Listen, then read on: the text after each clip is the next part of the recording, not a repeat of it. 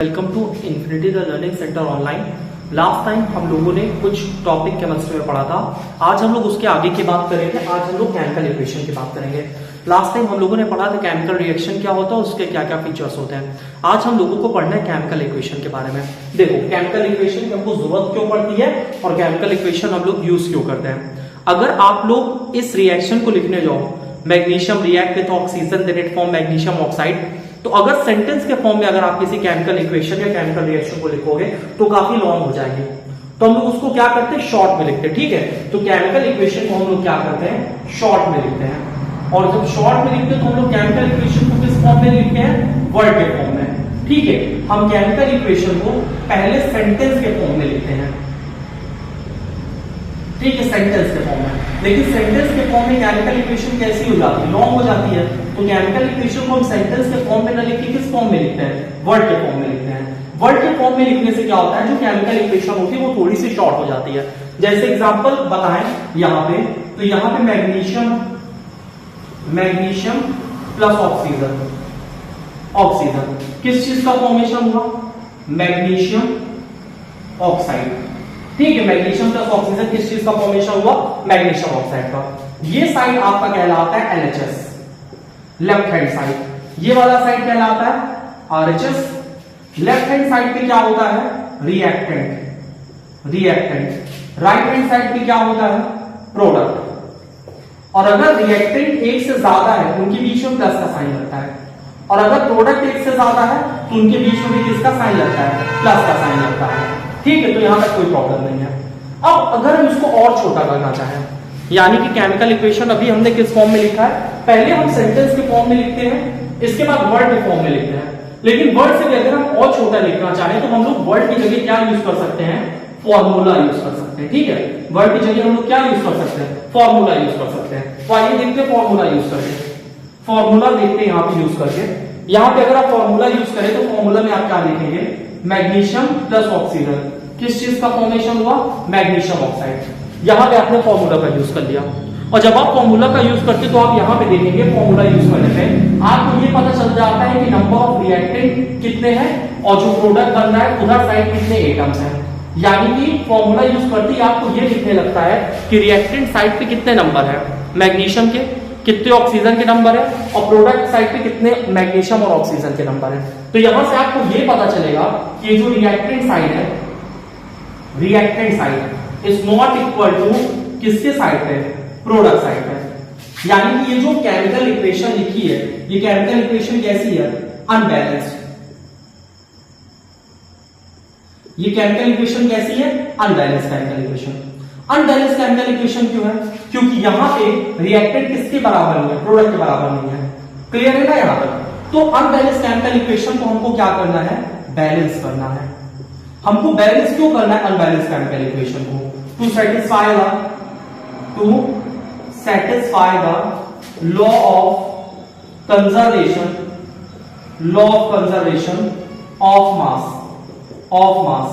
अगर आपसे कोई पूछे why you have to balance the chemical equation, हमको केमिकल इक्वेशन को बैलेंस क्यों करना है, तो इसका सिंपल से आंसर क्या निकल के आएगा, to satisfy the law of conservation of mass. Law of conservation of mass को सेटिस्फाई करने के लिए हम लोग केमिकल इक्वेशन को क्या करते हैं, बैलेंस करते हैं। अनबैलेंस केमिकल इक्वेशन का एक और नाम है skeletal chemical equation, skeletal chemical equation. ठीक है, अनबैलेंस केमिकल इक्वेशन को और हम लोग क्या बोलते हैं, स्केलेटल केमिकल इक्वेशन बोलते हैं। ठीक है, तो अगर कोई पूछे why you have to balance the chemical equation, to satisfy the law of conservation of mass. इसके बाद अब हम आगे की बात करते हैं, केमिकल इक्वेशन की बात करते हैं। अब क्वेश्चन आता है कि हम कैसे केमिकल इक्वेशन को बैलेंस करेंगे। तो केमिकल इक्वेशन को बैलेंस करने का तरीका क्या होता है, सबसे पहले क्वेश्चन क्या है, how we balance the chemical equation. Chemical equation हम लोग केमिकल इक्वेशन को बैलेंस कैसे करते हैं, तो इसका आंसर क्या है, by hit and trial method. By hit and trial method, hit and trial method से हम किसको बैलेंस करते हैं, केमिकल इक्वेशन को बैलेंस करते हैं। ठीक है, कैसे बैलेंस करेंगे आप ये देखिए। यहां पे मैग्नीशियम है, आपने ऑक्सीजन के साथ रिएक्ट करवाया, मैग्नीशियम ऑक्साइड का फॉर्मेशन हो गया। अब यहां पे इसको बैलेंस कैसे करेंगे, मैग्नीशियम यहां पे कितना है और ऑक्सीजन, यहाँ पे भी मैग्नीशियम है, यहाँ पे भी ऑक्सीजन, मैग्नीशियम 1 है, ऑक्सीजन 2 है, यहाँ पे मैग्नीशियम 1 है, ऑक्सीजन 1 है। हमको इसको बैलेंस करना है हिट एंड ट्रायल मेथड से। ऑक्सीजन 2 है, हमको भी इसको 2 करना है। हमने यहाँ पे सिंपल सा 2 लगा दिया। इसके बाद इसका सब में मल्टीप्लीकेशन हो जाएगा। इसका 2 का मैग्नीशियम में भी मल्टीप्लीकेशन होगा, 2 का ऑक्सीजन में भी मल्टीप्लीकेशन होगा। तो यहाँ पे हमने इसको 2 से मल्टीप्लाई कर दिया, मैग्नीशियम 2 हो गया, ऑक्सीजन 2 हो गया। लेकिन अगर वहीं पे इस साइड पे बात करें तो इस साइड पे अब मैग्नीशियम अनबैलेंस हो गया, तो इसको बैलेंस करने के लिए हम यहाँ पे 2 लगा देंगे इनटू 2। अब ये केमिकल इक्वेशन क्या हो चुकी है, बैलेंस हो चुकी है। और हमने इसको किस मेथड से बैलेंस किया, हिट एंड ट्रायल मेथड। यानी कि हम एक यहाँ पे जो डिजिट है एक नंबर चेंज करते रहेंगे और जहां पे बैलेंस हो जाएगा बस वहीं पे बैलेंस हो गया। इसी मेथड को हम लोग बोलते हैं हिट एंड ट्रायल मेथड। ठीक है, तो how we balance a chemical equation, by hit and trial method. एक और एग्जांपल एनसीईआरटी का हम लोग देखते हैं, यहाँ पे बैलेंस कर देते हैं। एक एग्जांपल एनसीईआरटी का, यहाँ पे Fe plus H2O, Fe plus H2O क्या बनेगा, Fe3O4 प्लस H2। ठीक है, तो दूसरा ये है, तो यहां भी क्या है, Fe plus H2O, Fe3O4 plus H2। इसको कैसे बैलेंस करेंगे, जितने भी इधर एटम इन्वॉल्व उसको लिख लो। Fe लिख लिया आपने, हाइड्रोजन लिख लिया, ऑक्सीजन लिख लिया। इसी सीरियल में यहां पे लिखना है, Fe लिखा, हाइड्रोजन लिखा, ऑक्सीजन लिखा। Fe कितना है 1, हाइड्रोजन कितना है 2, ऑक्सीजन कितना है 1। यहां पे लिखना है Fe कितना है 3, हाइड्रोजन कितना है 2, ऑक्सीजन कितना है 4। तो यहाँ पे Fe1 है, यहाँ पे Fe3 है, आपको इसको भी 3 करना है। आप यहाँ पे 3 सिंपल लगा दीजिए, N2 3 इक्वल्स टू 3। तो Fe आपका बैलेंस हो गया, हाइड्रोजन बैलेंस हो गया, ऑक्सीजन अभी अनबैलेंस है। ठीक है, तो अब हमको क्या करना है, अगला चीज हमको करना है ऑक्सीजन को बैलेंस करना है। ऑक्सीजन यहाँ पे कितना है 1, यहाँ पे ऑक्सीजन कितना है 4। तो इसको बैलेंस करने के लिए हम यहाँ क्या करेंगे, यहाँ पे 4 लिख देंगे। 4 लिखते ही हाइड्रोजन कितना हो गया, इंटू 4 इक्वल्स टू 8, और इस 4 का ऑक्सीजन में मल्टीप्लाई करो, ऑक्सीजन कितना हो गया 4। अब हाइड्रोजन अनबैलेंस हो गया, हाइड्रोजन को बैलेंस करना है, सिंपल यहाँ क्या कर देंगे 4 लगा देंगे, इंटू कितना हो गया, इंटू 4 इक्वल्स टू 8। तो आपका आयरन बैलेंस हो गया, हाइड्रोजन बैलेंस हो गया और ऑक्सीजन बैलेंस हो गया।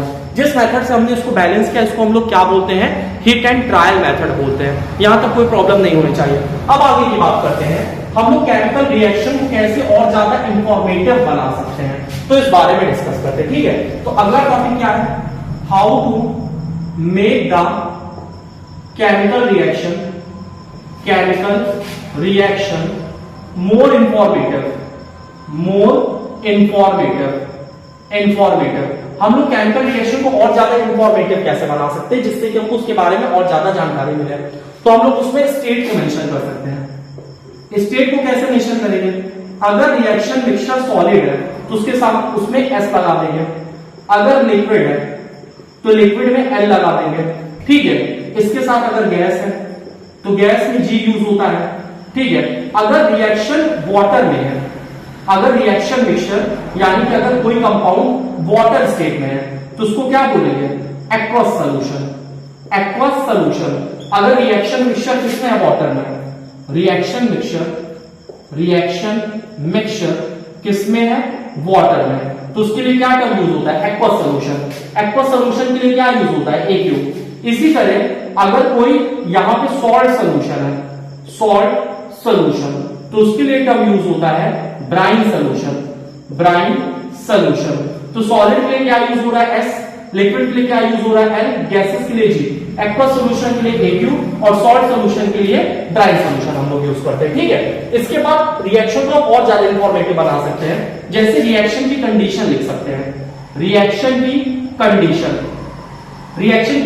कैसे लिखते हैं, रिएक्शन की कंडीशन लिखने के लिए हम लोग क्या करते हैं, अगर एटमॉस्फेरिक प्रेशर है, एटमॉस्फेरिक प्रेशर, तो एटमॉस्फेरिक प्रेशर के केस में क्या लिखते हैं, ATM।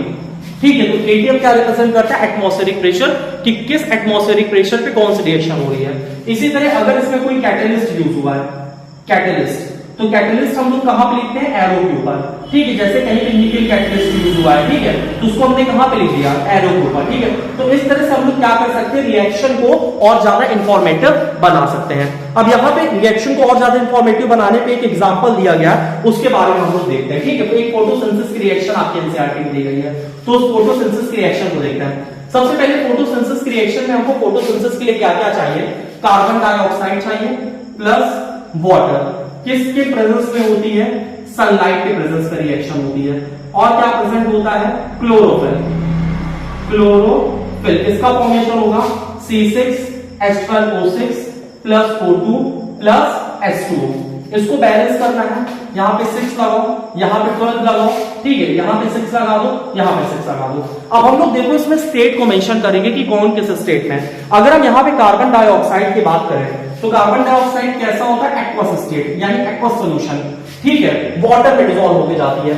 इसी तरह अगर हम वाटर की बात करें तो वाटर आपको पता है पहले से ही कैसा होता है? लिक्विड होता है। अब इसके ऊपर हमने रिएक्शन की कंडीशन लिख दी है कि ये सनलाइट के प्रेजेंस में हो रहा है, क्लोरोफिल के प्रेजेंस में हो रहा है। किसका फॉर्मेशन हो रहा है? ग्लूकोज। और ग्लूकोज कैसा है? एक्वस सॉल्यूशन है ग्लूकोज, यानी ग्लूकोज भी किसमें डिसॉल्व होकर जा रहा है? वाटर में। इसके बाद क्या रिलीज हो रही है?